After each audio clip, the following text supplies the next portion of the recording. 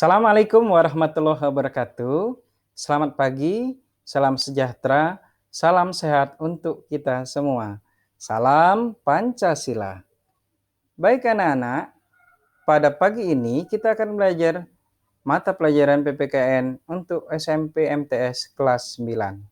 Terlebih dahulu, Pak memperkenalkan diri. Bapak Husnil Kiram SPD MPD Guru PPKN di SMP Negeri 1 Indra Utara, Kabupaten Ogan Ilir, Provinsi Sumatera Selatan.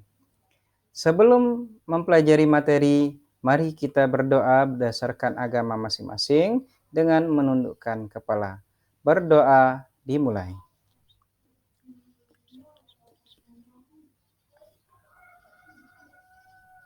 Berdoa selesai. Anak-anak, Bapak akan menyampaikan tujuan pembelajaran dari RPP yang telah Pak susun pada pertemuan pertama di semester ganjil tahun 2020-2021.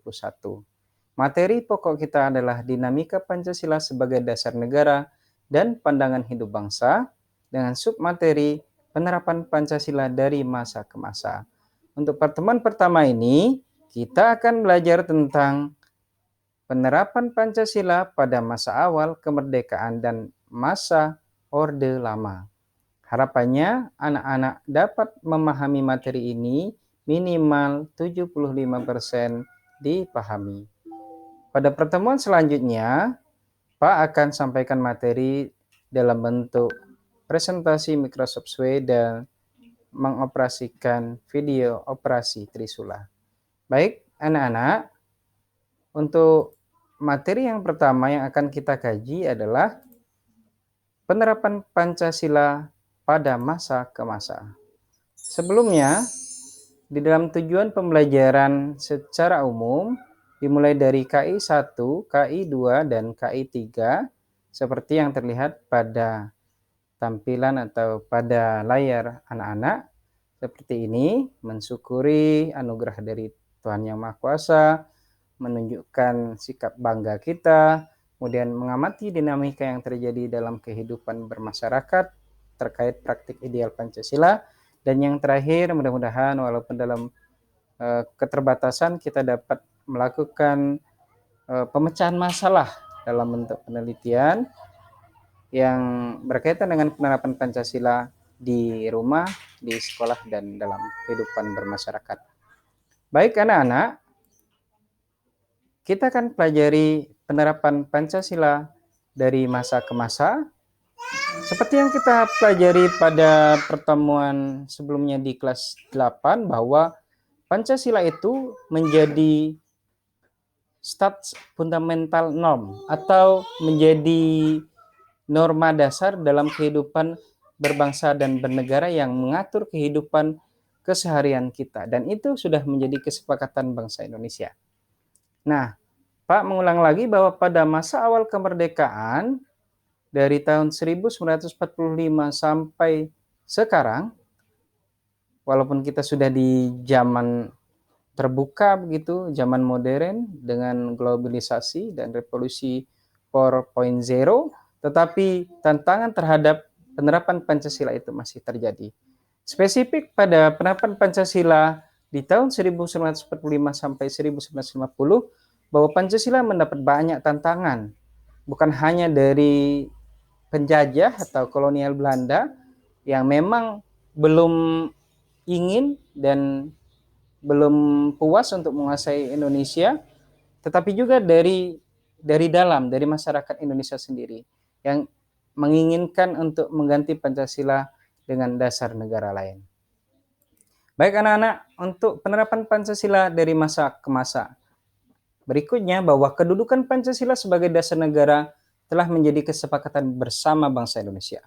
Nah, tetapi dalam perwujudannya memang mengalami pasang surut. Mengalami pasang surut ini artinya mengalami goncangan, mengalami rintangan, bahkan mengalami pertumpahan darah dalam mempertahankan Pancasila sebagai dasar negara Indonesia. Nah, ini karena ada upaya atau keinginan untuk mengganti Pancasila dengan ideologi lain. Untuk perwujudan nilai-nilai Pancasila sebagai dasar negara telah dilaksanakan pada masa awal kemerdekaan, pada masa Orde Lama, pada masa Orde Baru, pada masa Orde Reformasi, dan nanti akan Pak bahas sedikit tentang pada masa transisi pada pertemuan berikutnya. Baik anak-anak, untuk penerapan Pancasila pada masa awal kemerdekaan tahun 1945 sampai 1959, di dalam penerapannya terdapat penyimpangan terhadap nilai-nilai Pancasila. Seperti yang pertama, pemberontakan PKI di Madiun yang dipimpin oleh Musso yang bertujuan untuk mengganti Pancasila dengan ideologi komunis dengan harapan dapat mendirikan negara Soviet Indonesia di tahun 1948. Alhamdulillah dapat ditumpas oleh militer Indonesia. Kemudian yang kedua, pemberontakan DITII, Darul Islam, Tentara Islam Indonesia di tahun 1949 yang dipimpin oleh Sukarmaji Marijan Kartosuwiryo, dan tujuannya adalah untuk mendirikan negara yang berlandaskan syariat Islam. Tetapi dalam praktiknya tidak sesuai dengan ajaran Islam, bahkan merugikan umat Islam sendiri. Seperti pembakaran rumah rakyat, pengerusakan tempat umum, kemudian penjarahan ya, yang notabene-nya ya banyak umat Islam sendiri, dan alhamdulillah bisa ditumpas oleh militer Indonesia. Kemudian yang ketiga adalah pemberontakan RMS di tahun 1950. RMS adalah Republik Maluku Selatan, di mana tujuannya adalah untuk mendirikan negara sendiri dengan berpusat di daerah Maluku, termasuk daerah Seram ya, yang menjadi pusat dari pemberontakan RMS ini, tetapi bisa ditumpas oleh militer Indonesia. Kemudian yang keempat adalah PRRI, Pemerintah Revolusioner Republik Indonesia atau Permesta. Permesta ini adalah perjuangan rakyat semesta di tahun 1957 yang dipimpin oleh Saripudin Prawiranegara dan Venci Sumual tahun 1957 sampai 1958. Tujuannya sama, ingin mengganti dasar negara dan mengganti pimpinan negara kita ketika itu adalah Soekarno. Lalu yang kelima adalah pemberontakan APRA. APRA ini Angkatan Perang Ratu Adil yang dipimpin oleh Kapten KNIL Raymond Westerling di tahun 1950. Ketika itu tepatnya 15 Januari 1949 sampai 1950, ya tujuannya ingin mendirikan negara sendiri dengan dalih bahwa Raymond Westerling adalah seorang ratu adil, tetapi pada pelaksanaannya bertolak belakang dan bisa ditumpas oleh militer Indonesia. Ada lagi satu, tetapi ini hemat Bapak bukanlah termasuk dalam pemberontakan, hanya saja kesalahan secara konstitusional bahwa pada masa awal kemerdekaan terjadi penggiringan opini di mana Pancasila tetap menjadi dasar negara hanya dalam penerapannya diarahkan ke ideologi liberalis. Nanti akan kita kaji pada slide berikutnya. Berikutnya anak-anak, untuk masa Orde Lama di tahun 1959 sampai 1966, penyimpangan terhadap nilai-nilai Pancasila pada masa ini diantaranya pertama, Presiden Soekarno ditetapkan sebagai presiden seumur hidup yang menyebabkan kekuasaan presiden semakin besar dan tidak terbatas. Ini menyalahi konstitusional, menyalahi aturan kita. Jadi tidak ada kesempatan untuk rakyat Indonesia lain untuk menjadi presiden. Yang kedua, presiden membubarkan DPR hasil pemilu 1955 dengan mengeluarkan penetapan presiden nomor 3 tahun 1960 yang bukan menjadi kewenangan seorang presiden. Kemudian yang ketiga, presiden membentuk MPRS yang anggotanya diambil dari DPR GR, utusan daerah, dan utusan golongan yang diangkat dan diberhentikan presiden. Ini menyalahi aturan. Harusnya dalam pengangkatan legislatif bukan presiden yang mengangkatnya, tetapi dipilih atau dibentuk langsung oleh rakyat. Nah, ini penjelasannya berdasarkan Undang-Undang Dasar sementara 1950 bahwa presiden berfungsi sebagai kepala negara. Jadi titik tekannya UUDS ini bentuk negara kita adalah serikat dengan kepala negara Presiden Soekarno dan kepala pemerintahan adalah Perdana Menteri. Nah, tanggung jawab pemerintahan berada di tangan Perdana Menteri bersama para menterinya. Berikutnya, penerapan Pancasila pada periode 1950 sampai 1959 cenderung yang Pak sampaikan di awal tadi diarahkan pada penerapan ideologi liberal yang sebenarnya tidak menjamin stabilitas pemerintahan ketika itu.